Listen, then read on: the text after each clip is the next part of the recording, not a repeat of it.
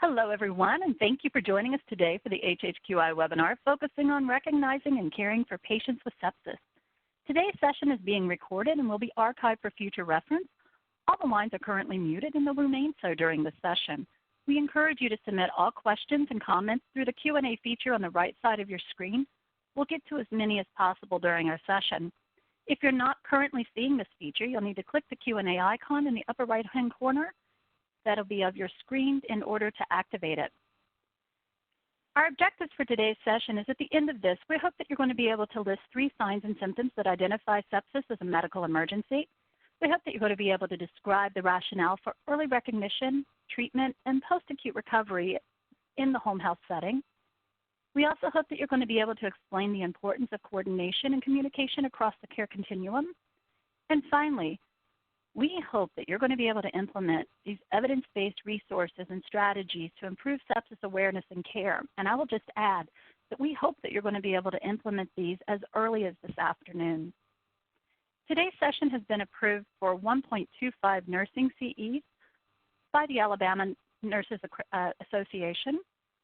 Upon completion of this webinar, you're going to be directed to the HHQI University. Whether you're watching this live or recorded, you'll need to participate in a 60-minute webinar and then complete a very short evaluation with reflective questions. This session has been approved by the Alabama State Nurses Association. The ASNA is an accredited approver of nursing continuing education through the American Nurses Credentialing Center Commission on Accreditation, or the ANCC. The ANCC is accredited and accepted in all states. Today, we're very pleased to welcome 3 distinguished guest experts, and I'm going to take a moment now to introduce you to all 3 experts so that we can proceed seamlessly through the presentation. First, we're going to hear from Mr. Thomas Heyman. He's been part of the Sepsis Alliance since 2007, serving as a consultant, board member, and now president and executive director. Tom has led Sepsis Alliance to consecutive years of growth, including the organization's drive to increase sepsis awareness from 19% to 58%, and the expansion of sepsis.org site to serving more than 2.5 million patients, family members, caregivers, and medical professionals each year. Prior to joining Sepsis Alliance, Tom served as Chief Operating Officer for Little Kids Rock and as Executive Director at Young Audiences New York. Before entering the nonprofit sector, Tom held senior management roles in major media companies, including A&E Television Network and the Biography Channel. Tom received an Emmy for the biography, The Google Boys. Tom is also published author of 6 books with Random House. Next, we'll hear from Al Cardillo. Al has worked in the health field for over 35 years with positions in both public and private sectors, including roles in health services development, administration, legislation, budget, provider association, and other. Al serves as the Executive Director for Health for the New York State Senate Health Committee, Executive Director for Health for the State Council on Healthcare Financing, and as Program Development Staff for the State Division of Medical Assistance, among other public health positions. He is currently the President and CEO of the Home Care Association of New York State, a statewide health association comprised of over 300 organizations and healthcare providers, including hospitals, nursing facilities, individual agencies, hospices, and health plans, providing home care and community-based care to several 100,000 New Yorkers annually. Home Care Association works to provide support for the delivery of high-quality, cost-effective home and community-based care for the state's citizens. Al holds a master's degree in social work in direct practice from the University of Albany and is a New York State licensed master social worker.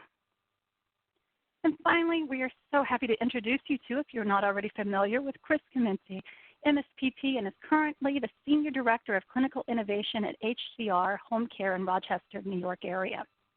His roles include developing innovative strategies and related educational plans to improve the quality of care. During his 19 years with HCR Home Care, he has held the positions of Director of Therapeutic Services and Senior Director of Therapy Programs and Services. Chris received his Bachelor's of Science in Molecular Biology from Grove City College and his Master's in Physical Therapy from Slippery Rock University of Pennsylvania. He is the American Physical Therapy Association's Home Health Section Treasurer since July of 2013. We want to thank Chris in agreeing to share his agency's journey in improving sepsis care and really thank all of our presenters. Tom, The floor is yours.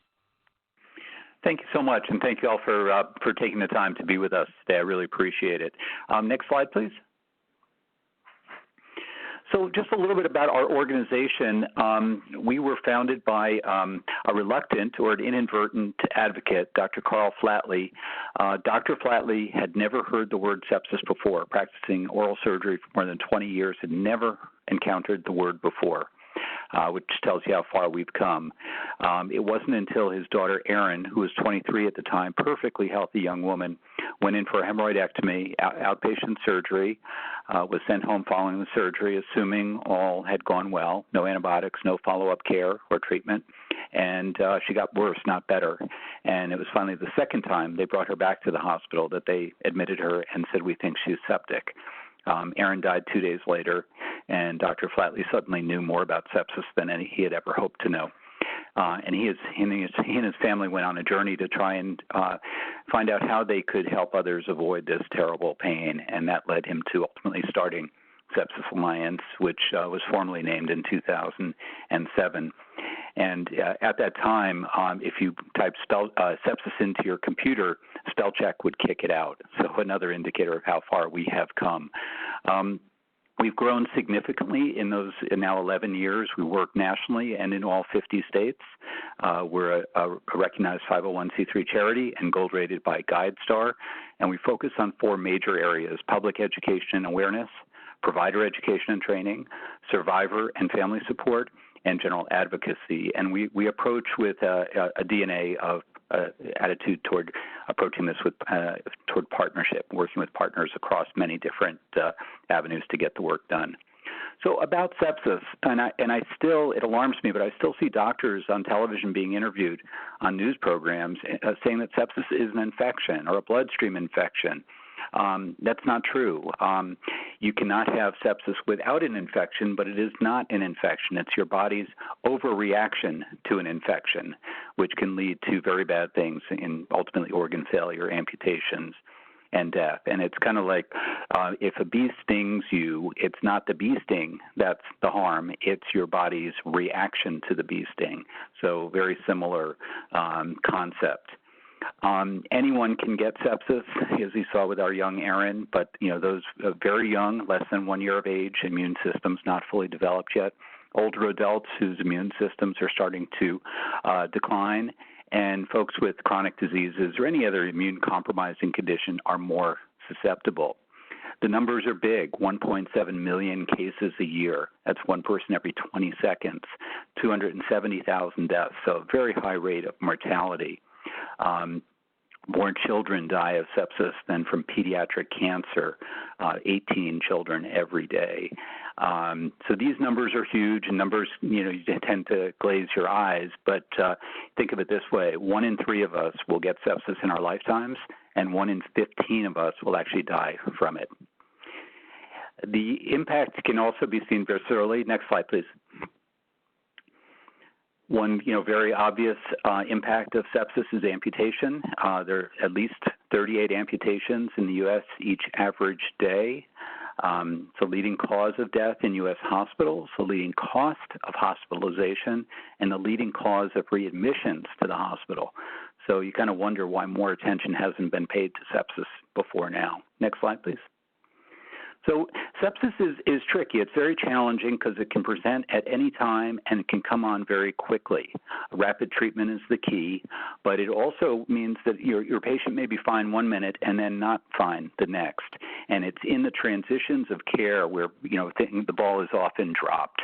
So this chart kind of shows you just very simply that it's these interactions between all of these components of healthcare. It's very urgent that everyone work closely together and have strong communication handoffs. And we'll be speaking about those handoffs more definitively in a moment. Next slide, please. So the good news is when I met Dr. Flatley back in 10, 11 years ago, we did a survey of sepsis awareness because they said if Dr. Flatley hasn't heard of sepsis, that's probably our number one problem. And sure enough, only 19% of U.S. adults had even heard the word before. So he was not alone. I'm happy to report that our new survey just out last month, indicated that we've gone to 65% awareness. So that's, over 115 million adults who now are at least aware of sepsis. So we have the opportunity now to educate. The challenges continue to be that only 12% of adults know the most common symptoms. So we have awareness, but not knowledge yet.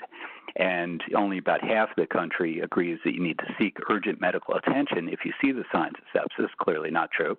And about a third of parents, or more than a third actually, of parents have never heard of sepsis or only just know the name. And about half of parents think that children can only get sepsis if they're already in the hospital. Also untrue. The best way to prevent sepsis is by preventing infections in the first place, because we know that without an infection, you can't get sepsis, you can't get organ failure, and you can't have amputations or death. So, these are common sense things that we all should be doing: frequent hand washing, kind of good hygiene, keeping up with your vaccinations, caring for wounds properly. We have many, many cases where that was not done, and people have suffered greatly as a result. Again, higher risk populations, 80% of cases are 50 plus, and a much higher risk with 65 plus and the very young.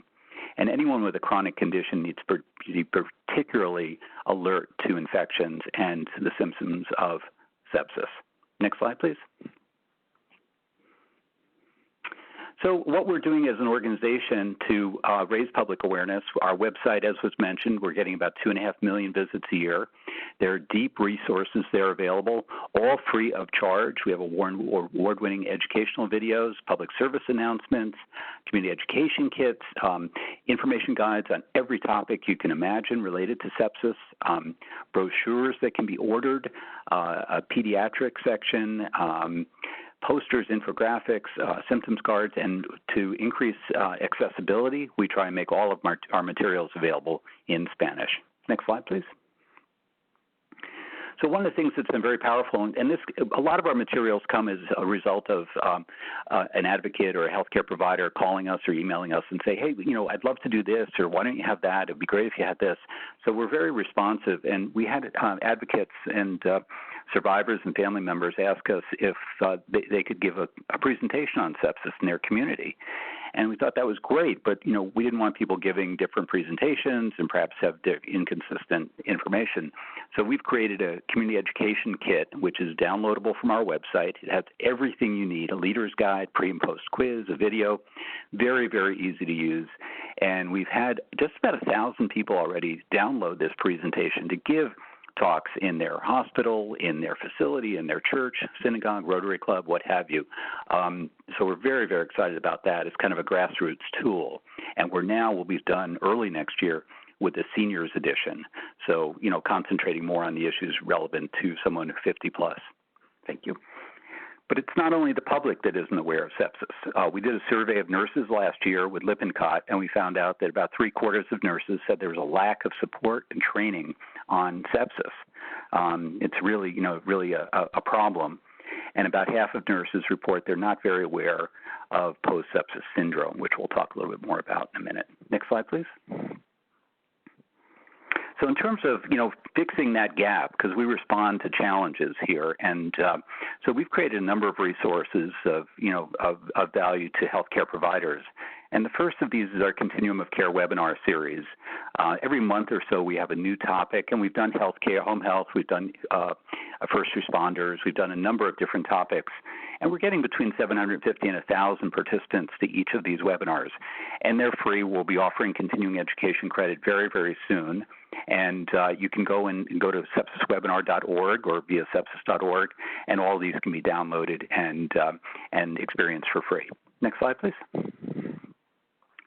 The next thing we've done is we're very excited. We realized that there's a stroke network and there are trauma networks, but no one had created a sepsis coordinator network. And there are more people in that specific role in hospitals or dealing with sepsis on the front lines of healthcare. This is not just for sepsis coordinators. This is a network in support of anyone working directly with an interest in sepsis or a responsibility related to sepsis. This number has grown. We're up at about 1,400 members, all 50 states. It's free membership. We're at about 400,000 hospital beds represented now. And this is open to home health. It's open to first responders. It's open to any healthcare provider with an interest in knowing more about sepsis. Next slide, please. And you can get to that service at sepsiscoordinatornetwork.org or via our website, sepsis.org. So we have, in the network, we have webinars and toolkits and all kinds of resources. But I think the most powerful tool has been the facilitation of peer-to-peer support and collaboration. So I've seen nurses and other providers, post a problem or a challenge they're having in their facility and have it answered by one of their peers, maybe 3,000 miles away. And it's really very inspiring because we're all learning and we're all trying to figure things out and have different kind of organizational challenges, and all need to know more about sepsis. Next slide, please. So the third leg of the stool is what we're calling the Sepsis Institute, and our vision and our intent is to make sure that every healthcare provider in the country has access to high-quality training and education about sepsis. So there can be no excuse for a home health care aide, a first responder, an oncologist, a podiatrist, a dentist to not know about sepsis. So we're well on our way. We've already created 2 modules, one for general nursing and one for first responders, and we're going to be creating one for home health care aides, for skilled nursing, and on and on. So we're very proud of this initiative. Next slide, please. So the one that just came out is for first responders, and there are nearly 3 million first responders in the country, and half of sepsis cases actually travel in an ambulance. So we saw a real opportunity here to make sure that there was training materials available for these folks who are very often first on the scene when there's a septic patient. So we went to work, and our program has been endorsed by all the major first responder and EMS organizations, and we just formed a partnership with NAEMT. It's actually been announced. Where we'll be co-distributing the program, and there will be continuing education credit available for that. So if we go to the next slide, we're going to see a short clip from that program.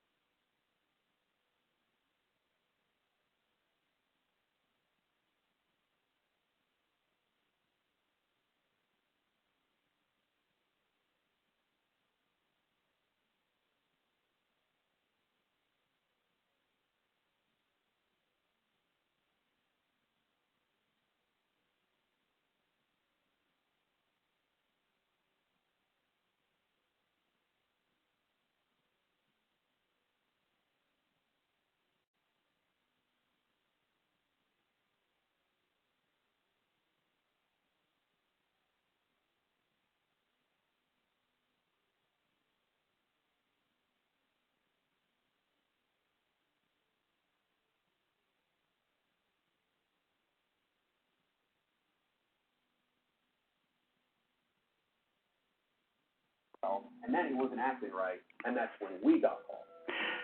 Misty, why don't we cut it there? I thought we'd sent you a clip, but yeah, let's break it there. So you can see there's a lot of emphasis on information, transfer of information from in this case from the wife to the provider, and then there's an emphasis when they get to the hospital that important handoff, don't bury the lead, is what he says, in the handoff to the emergency department. Make sure that the emergency department knows you have a potentially septic patient coming in. They should be prioritized, no matter how well they may look compared to other folks in the emergency department. So you'll be happy to know our patient turned out okay, and just this week we found out we won 2 awards for this video from Marcom, which is a leading award organizations for best training and best medical video. So check it out, and then this is a 15-minute video, and then we also have a 60-minute more comprehensive training module. Next slide, please.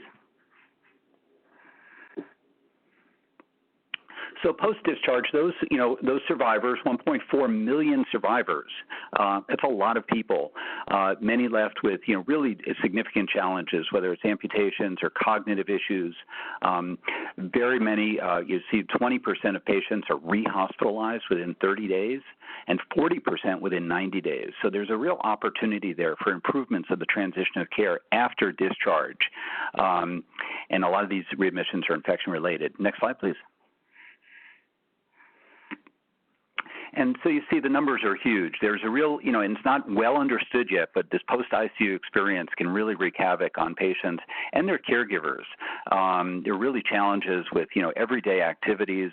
A study recently showed that risk of suicide is increased dramatically following hospitalization for infection. And it's really like a post-traumatic stress disorder that people experience, and caregivers as well, who need to be recognized for the challenges that they face. Next slide, please. So here again, what are we doing? We're creating a lot of survivor resources. So we have a Life After Sepsis kit in production, public service announcements.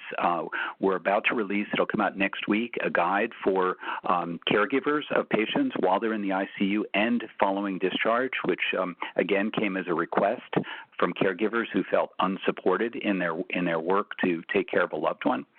And that caregiver guide, I think, would also go for folks working in home health care. It's not just for family. This is for anyone taking care of someone who they care about. Next slide, please. So we also have an area on our site called Faces of Sepsis. We'll be announcing this coming week that we've now reached 1,000 stories, personal stories of survivorship or of loss from loved ones, and that's been turned into a video as well. And we find that survivors find it very cathartic and helpful to share their story, and we know it's helpful to others who can, find solace and support and kind of, a sense of not being alone by reading the stories. Next slide, please. And this is a short video that tells you a little bit more about life after sepsis.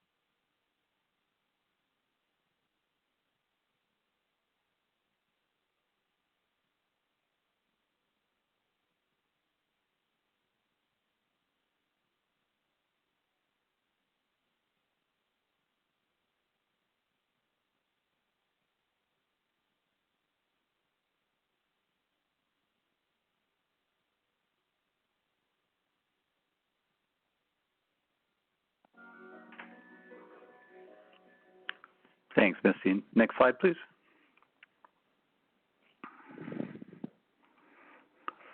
Okay, so we just were recently through Sepsis Awareness Month, which is a disease holiday we launched in 2011. It was intended to raise awareness across the country, and it's been, growing each year. Lots of groups and organizations do things in support of it. We have lots of people who do 5K runs and walks, or create their own events in their communities, do things in their facility. Lots of different things to do, and we have toolkits for individuals, for healthcare providers, and new one for government agencies that we just released this past year. Next slide, please. And we just this year also launched, it's been a busy year, launched a new national campaign called Sepsis, It's About Time. And, which is so true. We know that mortality from sepsis can increase as much as 8% every hour that treatment is delayed. So really very time-sensitive disease. Vast majority of cases originate in the community, not in the hospital. So again, awareness, recognition, and an urgency is really important around this disease, like with stroke and heart attack. And we've calculated as many as 80% of the 270,000 lives we're losing every year could be saved. Next slide, please. So the campaign, the centerpiece of the campaign is a mnemonic, and we really looked at what the stroke organizations had done, and they fumbled for decades with very long descriptions of what it might mean if the symptoms you should look for if you're having a stroke. It was a very long laundry list, and it was impossible to remember. And similarly, we had created SEP-SIS with 6 symptoms, and again, people couldn't remember 6 things. So we in looking at Stroke's FAST campaign, developed TIME, T-I-M-E. T is for temperature higher or lower than normal. I is for signs of an infection. M is for mental decline, often a clincher in sepsis. And E is for extreme illness, extreme pain or discomfort. And you'll be getting a tool that's more specific than this because you're working as healthcare providers. But we feel this is a game changer for kind of raising general awareness and recognition of sepsis as a medical emergency that can be recognized in the home. Next slide, please. We have also brought into the fold a celebrity spokesperson. Some of you who may be America's Got Talent fans may know Angelica Hale. She was a runner-up 2 years ago, finalist, and she'll actually be coming back this year as a returning star on the show in January. And she's a sepsis survivor. She was 4, and she had the flu. Pediatrician sent her home once, twice, 3 times, even though she was really very, very sick. She ended up at a local hospital, then in a helicopter to Atlanta Children's, where they saved her life, but they ultimately had to give her a kidney transplant, which she received from her mom, who was a match. So she's a great spokesperson for us, as you'll see in a second, and she and her family can really speak of the experience they had about the missed cues, the missed opportunities, and then ultimately the great work that went into saving her life. And she's now out performing all over the place and doing wonderful things. And you'll see billboards all over the country. Comcast just started running our public service announcement this past week, so you'll start to see this messaging in your communities over the coming months. Next slide, please. So again, all of our materials are free, and we also, to organizations that may be on the call today, we offer the opportunity to co-brand all of our materials. We feel like, why create new materials? You can use our materials. We'll integrate your name, your branding into them, and give those to you to distribute. So you can see a few examples here: New England Quality Innovation Network. I don't know if this is we work with the Iowa Hospital Association, Ohio Hospital Association, and you see in the bottom the Tennessee Hospital Association has billboards up with this artwork. Next slide, please. And just to finish up, I'll show you the public service announcement that hopefully you'll be seeing on your television soon.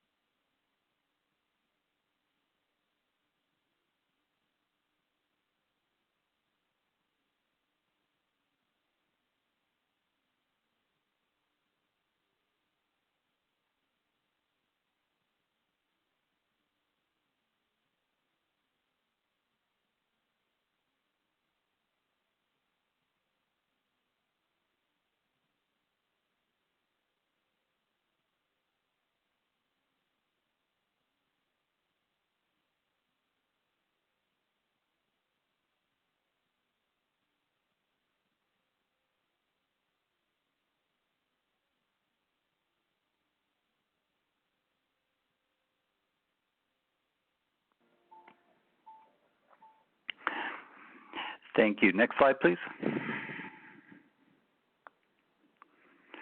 And you can look for us on all the social media channels, and please go to sepsis.org, check it out, sign up for our newsletter, and check out all the free resources we have. Thanks so much for your time and attention.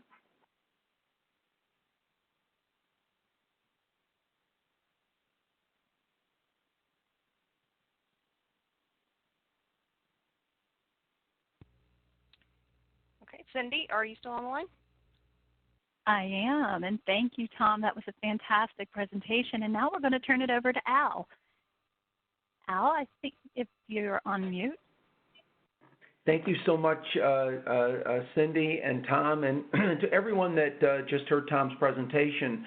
I could not encourage you enough to be in touch with the Sepsis Alliance and the resources that the Alliance offers.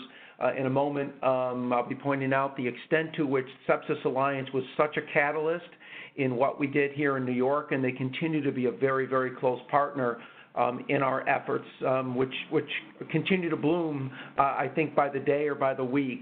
I think what I'm going to try to do is I've given a pretty extensive slide deck to Cindy and Misty and to all of the national partners in HHQI, but in order to scale this best, I think for the time that remains, I'm going to truncate my presentation and the slides that I actually cover. You'll have some very text-heavy slides that I provided for you, which really will give you a lot of the detail. If we could just go to slide 3 for a moment. Okay, so the thing I want to emphasize under slide 3 is that the work that we've been doing in sepsis and in home health is really the result of a very, very close partnership between the Home Care Association in New York State, IPRO, who, as you know, is our QIO in this region, Sepsis Alliance, and you just heard from Tom and his organization, and the Rory Staunton Foundation. The Staunton Foundation was created following the tragic death of Rory Staunton, a 12-year-old who scratched his arm playing gym and was dead from sepsis several days later due to really the failure of anyone in the system, even though anyone in the community, to recognize what was going on with him. And his parents, as a response to that, started a foundation beginning with the call for hospitals throughout New York State to have set protocols to guide sepsis development or guide sepsis assessment and intervention. And New York was the first in the country to do that, and several other states have followed. We then worked with the New York State Health Foundation and secured from them a grant to facilitate our work. And we drafted one of our top clinical members, Amy Bowerman, whose name you see on this slide, to be a leader of a clinical work group that we put together to try to determine exactly what role could home care play and how could we be a partner with others in the continuum to respond to the sepsis imperative that Tom had so well laid out in his presentation. I basically called and researched around the country, and there were no established roles for home care or protocols or best practices or anything that I could get my hands on, but there was a great deal of enthusiasm in everyone that I spoke to that if we went in a particular direction and if we did something, that they would support us. And indeed, that's really what happened in the aftermath of that. And if you go to the next slide, I'll try to put this into some context, and then I want to focus on the tool. So Tom gave you some very, very compelling statistics that really shows the enormity of the sepsis issue across the United States. But one of the things that is often not recognized by Tom and Sepsis Alliance, but not recognized in our own home care community, in the managed care community, in state health officials, is the fact that sepsis is truly an imperative in our own setting. 80 to 90% of sepsis-related infections occur in home and community. 1 in 4 are readmitted. It's the number one cause of readmission under Medicare, under Medicaid. It's the number one cost in avoidable hospitalization. It's the highest risks for sepsis. While it certainly can affect anybody at any time, and Tom gave those examples, but the highest risk population are often those that are found within home care. And if you would please go to the next slide. So in the next slide, it outlines the high-risk populations: the elderly, the chronically ill, persons with disabilities, the very young, especially medically fragile children, individuals with compromised immune systems, individuals with recurrent UTI and pneumonia, and others that are very, very typically within home care's reach. So the profile of sepsis itself and the risk of the populations really makes home care a front and center venue for a potential response. If you just go to the next slide, the next slide really outlines some of the very critical aspects about home care that again make it a very important venue. Clinicians in home care are in homes and communities where the prevalence is so high. The care is aligned with patients both culturally and in terms of their needs. Home care clinicians are very expert educators, screeners, interveners, and system navigators. And when Tom was showing the continuum and the importance of partners working together, that really is a major focal point and strength within the home care system. And of course, home care is the growing milieu for care. So for a problem as significant as sepsis, it would make total sense to be sure that the home care community, the home care system, is ramped up to meet this challenge. And if you would please advance to slide 9.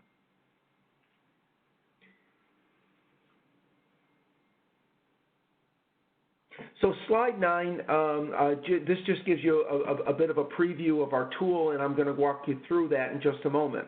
But so what we did in assessing this situation and how home care could become involved, our approach was to see if we could develop an assessment screening tool and intervention approach for sepsis through home health care. And we worked for several years to research the appropriate metrics, the appropriate follow-up protocols. We beta tested we drafted a tool, we beta tested the tool. We had a consultation from some of the top sepsis medical experts in the country. We had involvement from CDC. At the same time, our QIO received a grant and a special project from CMS to test early detection, recognition, and education for sepsis, incorporated this draft tool that we had in that, trained over 10,000 clinicians in their effort, and all of that learning and testing and all of those lessons became then imported into the work that we did. So we ultimately created what really is a national first, which is a statewide applied home care assessment tool, so it covers screening, follow-up, and intervention for early recognition and follow-up on sepsis. And I'll go through and just explain that a little further when you can see that in a larger format. Next slide, please. So the tool was actually launched in March of 2017, and because we were doing this as a voluntary initiative within home care, it meant that, number one, we had to be sure that our state health department, the surveyors, the commissioner, that everybody was on board. And secondly, we then had to make sure that we were able to present this to providers, train and orient them to the tool, and also work with their partners at the community level so that everyone was informed of what was going to happen and perhaps how best to work together. We received excellent support from our State Department of Health and from our commissioner personally. What we then did was we did educational sessions, both webinar-based and across the state. We developed a toolkit, which if we have a chance, you'll see later. But all of that, the webinars that we did are recorded and can be made available to any interested person on this call. The toolkit that we produced, which contains the education from all of the work that our QIO did, plus all that we did at the grassroots level, That is available on a CD, and that is available to you, and again, any of our written materials. So the net result is that where we started in March of 2017, where we had several beta test sites, and they had really functioned largely just in a beta test capacity. And if you see the last bullet on that slide, as of this past June, 55 of New York's 62 counties had at least one home care agency trained and authorized and beginning to use the tool. And if you would go to the next slide, please. So if you look at that slide, that's what New York looks like now. All of the highlighted counties have a provider that is actively using or in the process of implementing the tool that we created. And actually, I would say most, if not all, of the remaining little white areas that you see have activity going on to implement this tool. So I think what we should do is, why don't we move to slide 15, and I will review the tool with you.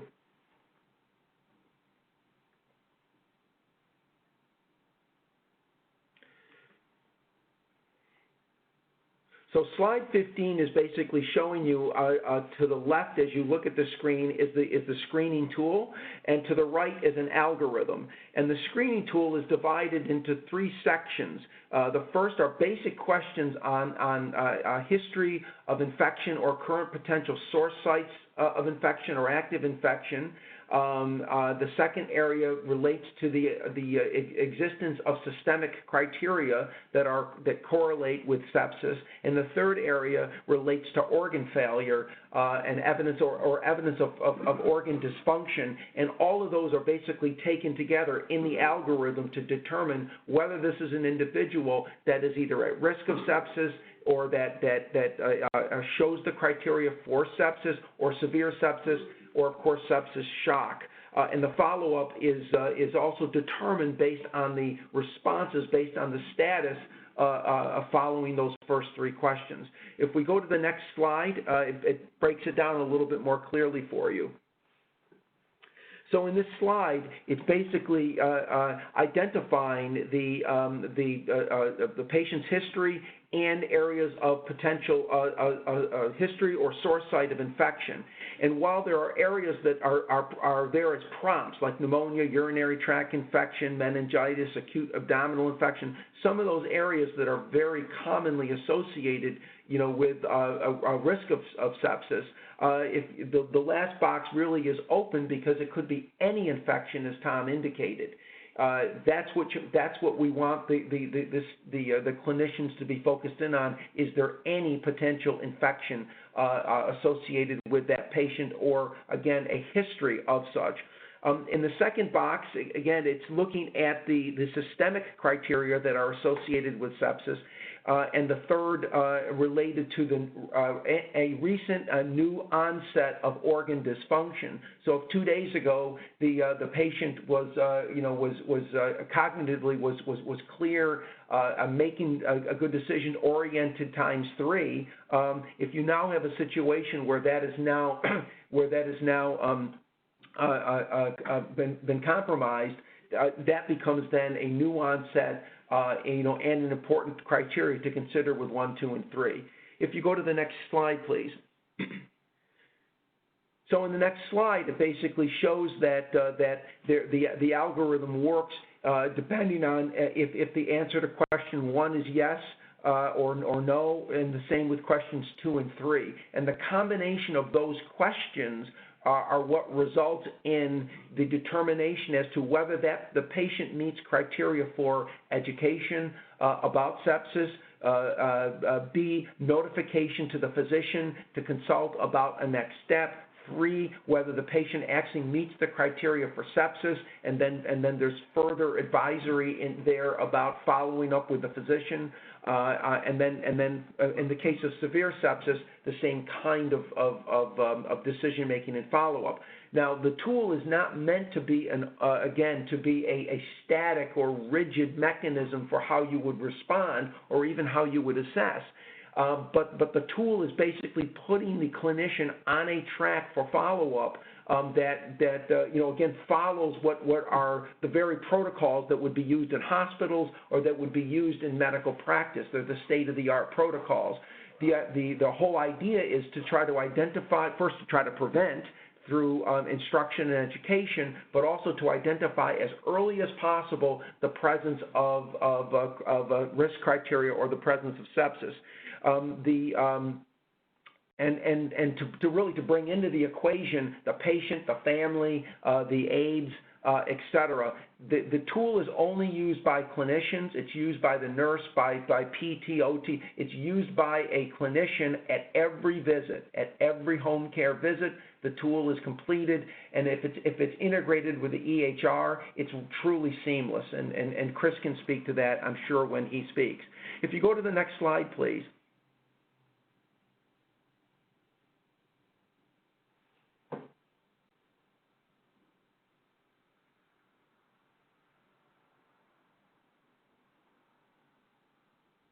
And then the following slide, that's the interventions. If you go to the following slide.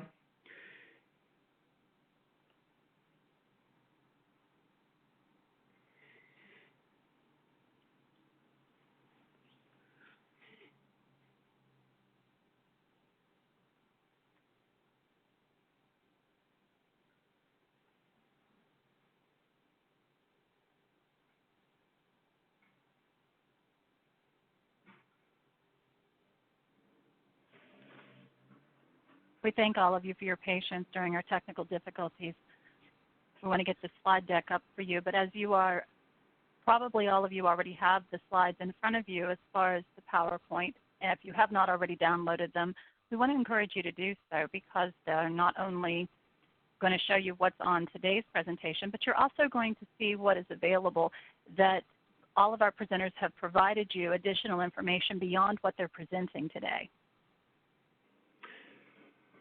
Cindy, what I'll do is I'll just, because I know we're going to run out of time, I'll just speak to what was on the next slide, and I think you'll see it. I think it'll eventually come up. Thank you. So the next slide that I was about to describe is a patient education zone tool. So in conjunction with the sepsis screen and the algorithm, the other piece that's used clinically is this zone tool. And I think would be the very next slide, Misty, if you're operating the slides. So the zone tool is basically a green and red tool that is educating the patient and family for where when risk criteria might be evident in the condition of the patient. Not only is that used by the patient and family, but the aides are trained in that zone tool. So again, it's not a clinical tool, but it's an education tool, and the aides actually then are able to help the patient or on their own recognize when there is a situation of risk that gets then reported back to the agency. Beyond just observing for sepsis, because you're assessing for the presence of infection or changes systemically or in the organ function of the patient, even when those aren't pointing to sepsis, they point to other problems which are very critical for intervention in terms of the safety and quality and management of the patient. Just today, I received an email from a provider whose family has said that aide saved that family's life because that patient was septic, and that aide recognized that through the training that she received through this process and the work that they did with the patient. So you have to go. I think you have to go to the next slide or two. It's the zone tool that you would want to show that I was referring to. Yes, I'm sorry, Alan. I'm sorry to all the participants. We are having challenges with WebEx right now, our webinar platform modality. I'm glad that we're able to continue on with the audio because that's really what we want is your all's experience and knowledge. So we will go ahead and continue even though the visual is not as good, if that's okay with you guys. No, that's totally fine. Oh, there's the zone tool. Beautiful. She has it up. So again, and the reason that there's no yellow in there is because, as Tom had really emphasized, sepsis is about time, and we don't want a situation created here where there's a delay. If there's a suspicion of symptoms, the patient or someone on that patient's behalf has to really respond quickly. Just hold the slides there for a moment. I'm just going to take a moment to just wrap up. Because and for those on the phone, the slides that follow speak to collaboration, speak to guidance for implementation for agencies, speak to EHR integration, speak to a data collection process that we have, and next steps. So I don't really want to. We can't go through all those slides, and rather than try to rush each one, they're there for your reference. A couple of points I just want to make here on this far end. One is that there's also a protocol and it's in your slides. It's where the tool is embedded in a standard a policy and practice for implementing the tool, and that is essential if this is going to actually have the effect that we intend. The tool has to be completed the same way every time for every individual, and what we've seen in New York is a tremendous amount of inter-rater reliability on all of that. The other thing is the tool has to be incorporated in the policies and procedures of the agency. It's not just a casual add-on. It must be part of what the actual clinical protocol and practice will be in your agencies as we go forward. So I'm going to stop there because I want Chris to have time, and I do want there to be time for any other comments as we go. But we are available to you to help in any way. We have a Stop Sepsis at Home New York website that is also provided in the tool, and you can access that. So I'll pause here. Thanks, Alan. We'll turn this over to Chris so we can hear the success story of how all this is implemented. Chris?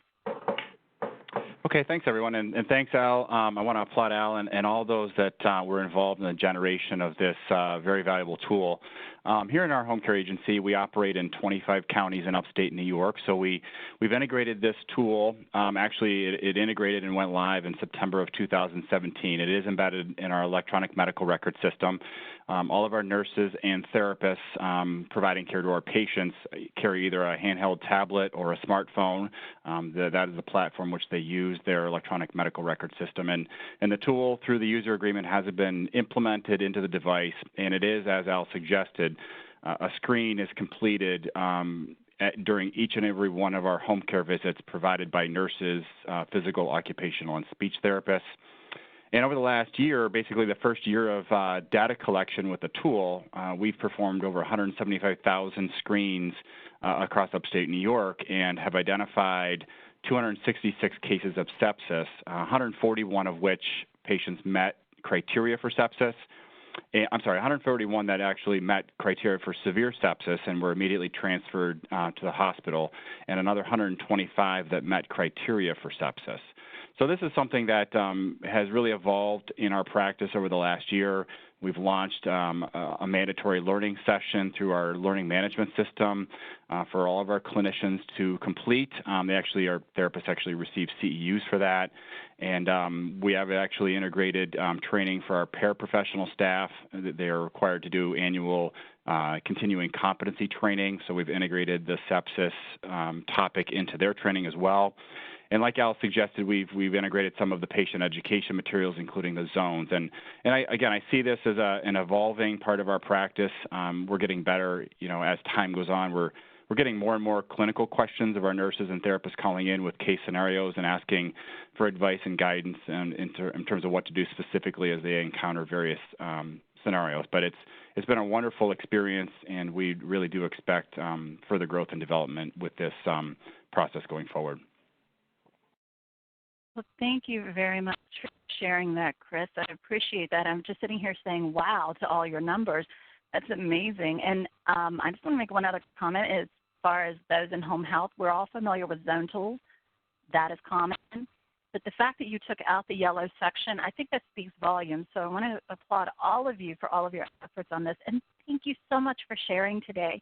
Now, for those of you that do have questions, because we are at the top of the hour, we're going to head and close this down. But I want to ask you that if you do have questions, comments, send them to hhqi at qualityinsight.org. You can see the name on the screen here so that you can send them to us because we do want to continue this conversation. We also want to encourage you, for those of you that are looking for nursing CEs, everyone is going to be redirected to the university. Make sure that you follow the step-by-step guides. That will get you to where you need to go. If you have any problems or questions about that, or you don't remember your username, don't hesitate. Contact us at the site hhqi@qualityinsights.org, and we'll be glad to walk you through it or help you in any way that we can. One last time, we really want to thank our presenters. They were fantastic. I hope that everybody is going to be able to use this information as early as in the next half an hour on your next visit. We thank everybody for your time, and we want to have you have a good day. Bye-bye.